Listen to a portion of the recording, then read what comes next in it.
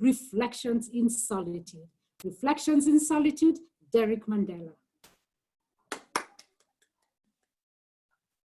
The world is not new to pandemics. A quick Google search of the world's worst pandemics will yield a myriad of results. For example, allow me to take you back to 3000 BC when Circe, a plague in a remote village in China, wiped out an entire population of the villagers. No one was spared. Fast forward to 430 BC and the plague of Athens ravaged the small town of Athenia. This plague lasted for 5 years. Then in 1918, the famous Spanish flu rocked the world and indeed left a catastrophic effect. 102 years later, it's 2020, and yet again, pandemonium struck.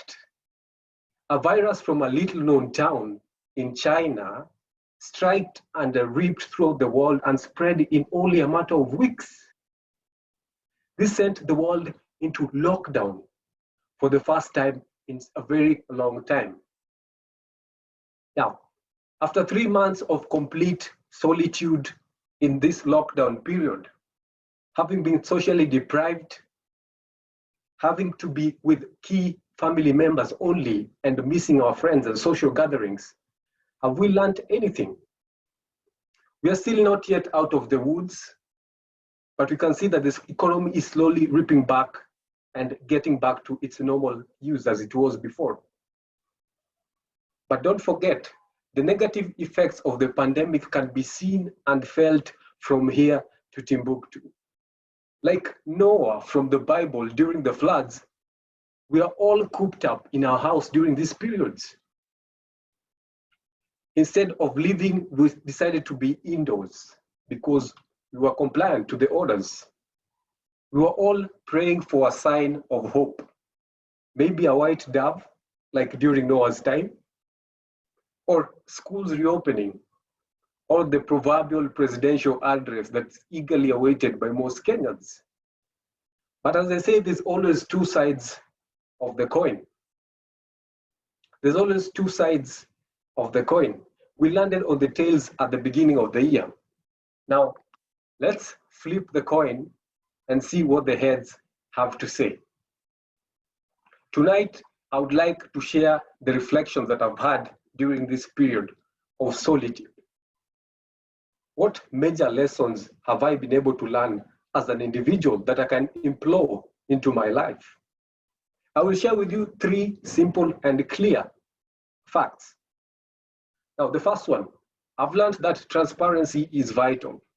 It fosters trust, and trust for any relationship under the sun is key. To expound more on this, I'll give a scenario. Now, on the 31st of December 2019, the WHO received a report of a pneumonia of an unknown cause from China. Yet it took the world up until late February 2020 for it to get a global reaction. Now, my thought to this, and I'm no scientist, is could information that was shared earlier, could it have prevented the spread of the disease in such a multitude? I don't have the answer to this. But what we can learn is that being transparent in our communication is very important, not only at home, but also in the office. I believe that transparency will yield results that can be felt across every sphere of our economy, of our livelihoods, and also in our individual setting. Now, on to the second point, which is effective communication. In my opinion, effective communication will yield results by leveraging on efficiency. How, you might ask? Yet again, allow me to use the pandemic as a good scenario.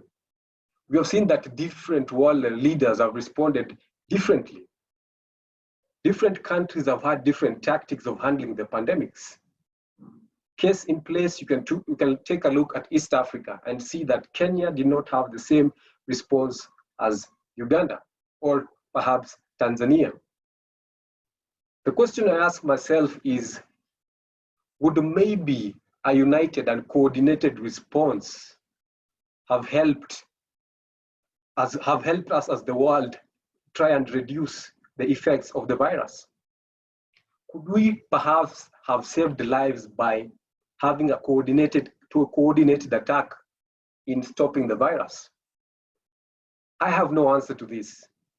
I cannot see into the future, but I think something could have been done in this light. Now, from now forward, I myself am implored to ensuring effective communication in everything that I try to do.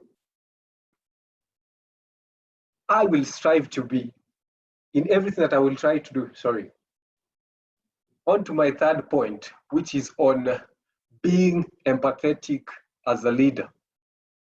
Now, empathy is an essential leadership skills, in my opinion. I have observed this skill by how different business leaders have responded to different scenarios on their organizations. We can see that some employees have been sacked inhumanely, while others have been left off with a bit of leeway and help. Now, you as a leader watching this tonight, is empathy something that you will consider? Yet again, I employ all of us. We should try and lead with empathy in mind. And you might ask, what is empathy? Well, simply having the thought of the other person. How does it feel to be in the other person's shoe? Try and see if they fit. Now, in conclusion and a summary to my 3 points tonight, key lessons I draw from this pandemic. 1, transparency is vital. 2, effective communication. And lastly, leading with empathy.